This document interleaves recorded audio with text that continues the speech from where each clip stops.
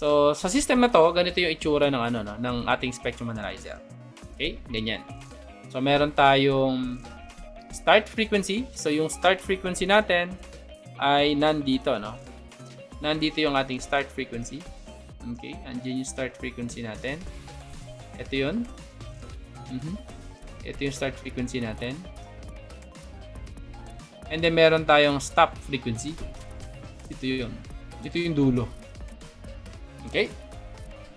May center frequency tayo. Siyempre, ito yun. Yan. Ito yung center frequency natin. Okay? Gets ba? So, sa spectrum analyzer, ito yung bandwidth. So, yung difference ng stop at start frequency, yun yung tinatawag nating span.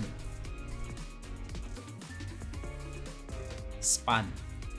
Makita nyo, 2 MHz. 2 MHz siya. So, paano natin siya magagawa, no? Paano natin maintindihan yung spectrum analyzer? Okay. Sa spectrum analyzer, marami tayong part, di ba? Buburin ko ulit. Okay. Meron tayong tinatawag na reference level. So, paano magbasa ng spectrum analyzer? Reference level. Kapag binigyan ka ng isang spectrum analyzer, itong una mo makikita. Kailangan alam mo kung paano mag-configure ng isang spectrum analyzer at para malaman mo kung paano siya babasahin. So, meron tayong reference level. Titignan mo lagi ito, no? Reference level. Ibig sabihin ng reference level, ito yung pinakataas na value ng ating line. So, in this case, ito ay ibig sabihin niya neg 65 dBm. Itong line na to, neg 65 dBm yan. Okay. 65 dBm. Okay? Tapos, meron kang makikita. Log per division. Okay? Log per division. Ibig sabihin ng log per division, ang bawat division na to, yung yan, sa 2, 3, 4, 5, 6, 7, 8, 8, 9, 10. Ang bawat isa ay 5 dB. So, ibig sabihin, neg 65 plus 5, ito ay, ilan to? Neg 70 dB. Okay? Anong value nitong line na to? Itong horizontal line na to? Neg 75. Very good. Ito naman, ano sa value nito? 80. Neg 80. Okay, and then ito? Neg 85. Ito, anong value nito? Itong may green line na to. Neg 105. Very good, no? 85, 90, 95, 100, 105. Nice. So, ito na. Alam na natin basahin yung horizontal, yung vertical line, no? Actually, itong green line na to, ito yun.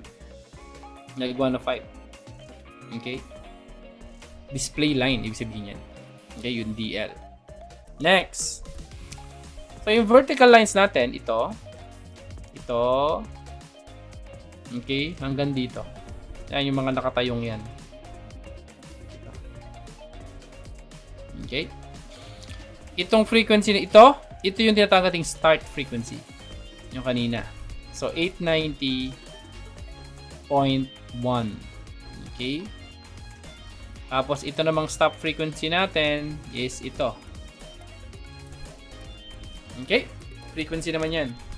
Tapos, yung center frequency natin is ito.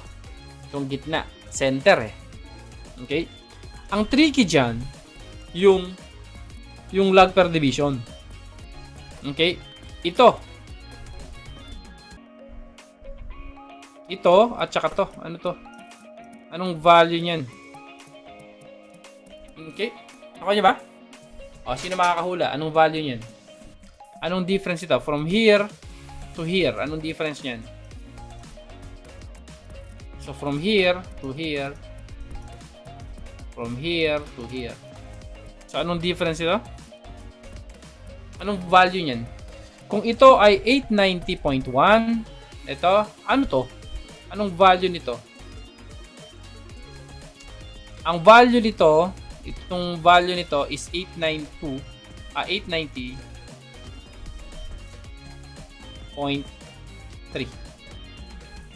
Yan, very good. Okay, 890.3. Sir, bakit naging 890.3? Saan mo nakakuha yan? Yung span. Yan. Kanina, tinitingnan natin itong log per dB. Straight forward yon. Straightforward yan. Ibig sabihin, add mo lang yung 5 dB. Pero sa vertical lines, ang gagawin natin, yung span mo, lagi mo yung i-divide sa 10. Kasi nga 10 yan di ba? 10. 1, 2, 3, 4, 5, 6, 7, 8, 9, 10. So, bali 2 megahertz. Okay. 2 megahertz. Ito yung ating span. Okay. Divided by 10.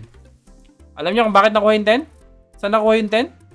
Yan. So, 10 kasi yung division natin, no? 10 span. So, yung vertical scale, laging 10 yan. Dito rin naman, laging 10 eh. So, ito, ano equal ito? 0.2 megahertz. Okay? Kaya, nung meron tayong nakita na 890, itong 890 na to, okay? Itong 890 na yan, okay? So, meron tayong 890.1 megahertz plus 0.2. Ito. Yun nandito sa gilid. Okay? Nandito sa gilid. 0.2. Kaya meron tayong 890.3 megahertz. Okay. Sige. Tignan natin. Ano tong center frequency? Anong value nitong center frequency? Sige nga. Anong value ng center frequency? 891.1 megahertz. Okay, papatunayan natin yan. Okay. Start frequency 890.1, di ba? 890.1. Okay, ito. 890.1, 890.3, 890.5, 890.7, okay? 890.9, 891.1. Di ba? Tama. Gets ba? 891.3, 891.5, 891.7, 891.9. Nag-iisip pa ako no? 892.1. Yes! Okay? Ganun lang magbasa ng spectrum analyzer. Okay, so kaya nyo nang magbasa ng spectrum analyzer? Importante yan.